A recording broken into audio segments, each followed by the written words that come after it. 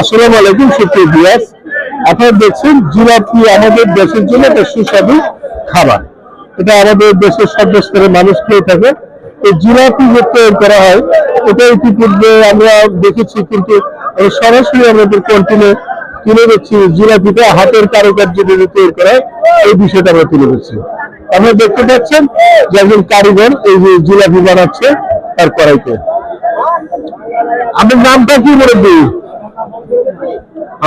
আপনি কতদিন যাবত এই ব্যবসাটা করেন? 20 বছর যাবত এই জিলাপির ব্যবসা করেন। এটা আপনারা কি সভাতে আসেন না অন্য কোথাও? সভাতে, সকল সভাতে আপনারা এই ব্যবসাটা করেন, মেলায়, তারপরে হ্যাঁ আমি দেখছি যে জিলাপি তৈরিটা আমরা তুলে ধরলাম। আমরা দেখছি যে এটা একেবারে